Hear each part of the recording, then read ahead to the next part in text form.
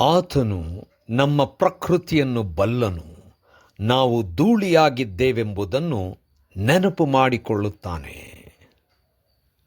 ಗುರುವಾರ 15ನೇ ಜನವರಿ 2026 ಇಸ್ವಿ. ಈ ದಿನದ ವಾಕ್ಯ ಧ್ಯಾನಕ್ಕಾಗಿ ನಾನು ಆರಿಸಿಕೊಂಡಿರುವಂಥ ವೇದ ಭಾಗವು ಕೀರ್ತನಾ ಸಂಗ್ರಹ 103ನೇ ಕೀರ್ತನೆಯ 1ನೇ ವಚನ.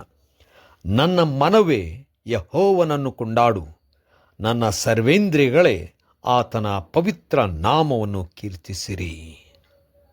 ಕರ್ತನಲ್ಲಿ ಪ್ರಿಯರೇ, ದಾವೀದನ ಕೀರ್ತನೆಗಳಲ್ಲಿ ಈ 103ನೇ ಕೀರ್ತನೆ ಬಹಳ ಅದ್ಭುತವಾಗಿ ಸ್ತೋತ್ರಾರ್ಪಣೆಯ ಕೀರ್ತನೆಯಾಗಿದೆ. ಕರ್ತನಲ್ಲಿ ಪ್ರಿಯರೇ, ನನ್ನ ಜೀವನದ ಪಯಣದಲ್ಲಿ ನನ್ನ ತಾಯಿ ಈವರೆಗೂ ನಮ್ಮೊಂದಿಗಿದ್ದು ಹೊಸದಾದಂಥ ಒಂದು ಪಯಣದ ಘಟ್ಟದಲ್ಲಿ ನಾನಿದ್ದೇನೆ. ನನ್ನ ತಾಯಿ ನನ್ನನ್ನು ಅಗಲಿ ಹೋಗಿರುವಂಥದ್ದು ಈಗ ನನ್ನ ಪಯಣ ಹೊಸದಾದಂಥ ರೀತಿಯಲ್ಲಿದೆ. ದೇವರು ತಾನೇ ನನ್ನೊಂದಿಗಿದ್ದು ನಡೆಸುತ್ತಾನೆ, ನಮ್ಮೆಲ್ಲರೊಂದಿಗಿದ್ದಾನೆಂಬ ಭರವಸೆ. ಇದು ನನ್ನ ತಾಯಿಗೆ ಅತಿ ಪ್ರಿಯವಾದಂಥ ದೇವರ ವಾಕ್ಯದ ವಚನ. ಎಲ್ಲ ಸಂದರ್ಭದಲ್ಲೂ ಕೂಡ ದೇವರಿಗೆ ಸ್ತೋತ್ರ ಹಾಡಬೇಕೆಂಬಂಥ ಹಂಬಲ. ಕರ್ತನಲ್ಲಿ ಪ್ರಿಯರೇ, ದಾವೀದನು ಹಲವಾರು ಕೀರ್ತನೆಗಳನ್ನು ರಚಿಸಿ ಈ ಒಂದು ಕೀರ್ತನೆಯಲ್ಲಿ ಅದ್ಭುತವಾಗಿ ದೇವರನ್ನು ಕೊಂಡಾಡುವಂಥದ್ದು, ದೇವರಿಗೆ ಸ್ತೋತ್ರ ಸಲ್ಲಿಸುವಂಥದ್ದು ವಿಶೇಷವಾದಂಥ ಸಂಗತಿ. ಈ ಕೀರ್ತನೆಯು ಬಹಳ ಅದ್ಭುತವಾಗಿ ಯಾವ ಕಾರ್ಯಗಳನ್ನು, ಯಾವ ಉಪಕಾರಗಳನ್ನು ಮರೆಯಬಾರದೆಂಬುದಾಗಿ ನೆನಪಿಗೆ ತರುತ್ತಾನೆ.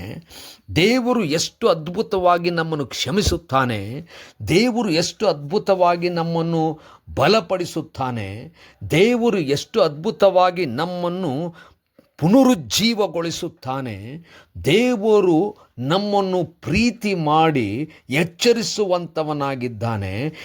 ಹೊತ್ತು ನಾವು ಮಾಡಿದಂಥ ಅಪರಾಧಗಳಿಗೆ ದಂಡಿಸುವಂಥವನಲ್ಲ. ದೇವರ ಪ್ರೀತಿ ಅಪಾರವಾದದ್ದು. ತಂದೆಯ ಪ್ರೀತಿ, ತಂದೆಯ ಕರುಣೆಯನ್ನು ದೇವರು ತೋರಿಸುವಂಥವನಾಗಿದ್ದಾನೆ. ನಮ್ಮಲ್ಲಿರುವಂಥ ಬಲಹೀನತೆಯನ್ನು ಬಲ್ಲವನಾಗಿದ್ದಾನೆ. ಇಂಥ ಎಲ್ಲ ಸ್ಥಿತಿ ತಿಳಿದಾಗ್ಯೂ ನಮ್ಮನ್ನು ಕೈ ಬಿಡದೆ ತನ್ನ ಪ್ರೀತಿಯಿಂದ ಆವರಿಸಿಕೊಂಡಿದ್ದಾನೆ ಎಂಬುದು ಅದ್ಭುತವಾಗಿ ಈ ಒಂದು ಕೀರ್ತನೆಯನ್ನು ರಚಿಸಿದ್ದಾನೆ. ಮತ್ತು ದೇವರು ಯಾವಾಗಲೂ ಒಳ್ಳೆಯವನು, ದೇವರು ಮಹೋನ್ನತನು, ಸರ್ವಶ್ರೇಷ್ಠನೆಂಬುದಾಗಿ ಹೇಳುವಂಥವನಾಗಿದ್ದಾನೆ. ಕರ್ತನಲ್ಲಿ ಪ್ರಿಯರೇ, ಇಂಥ ದೇವರು ನಮಗೆ ಒಳ್ಳೆಯದನ್ನೇ ಮಾಡಿದ್ದಾನೆ. ದೇವರಿಗೆ ಸ್ತೋತ್ರ ಹಾಡುವಂಥದ್ದು ನಮ್ಮ ಜೀವನದ ಮುಖ್ಯ ಉದ್ದೇಶವಾಗಿರಬೇಕು. ನಾವು ತತ್ತರಿಸಿ ಹೋದಾಗ, ಬೇಸರವಾದಾಗ, ನೊಂದಾಗ, ಕಳೆದು ಹೋದಾಗ, ಸೋತು ಹೋದಾಗ ಎಲ್ಲ ಸಂದರ್ಭದಲ್ಲೂ ದೇವರಿಗೆ ಸ್ತೋತ್ರ ಹೇಳೋಣ. ದೇವರು ಅದ್ಭುತಗಳನ್ನು ಮಾಡಿದ್ದಾನೆ, ಸ್ತೋತ್ರ ಹೇಳೋಣ. ಮಾಡುತ್ತಿದ್ದಾನೆ, ಸ್ತೋತ್ರ ಹೇಳೋಣ. ಮುಂದೆ ಮಾಡುತ್ತಾನೆ, ಸ್ತೋತ್ರ ಹೇಳೋಣ. ನನ್ನ ಮನವೇ ಯೆಹೋವನನ್ನು ಕೊಂಡಾಡು. ಕರ್ತನೇ, ದಯಮಯ ಸ್ವಾಮಿ, ಸ್ತೋತ್ರ ಹಾಡುತ್ತೇವೆ.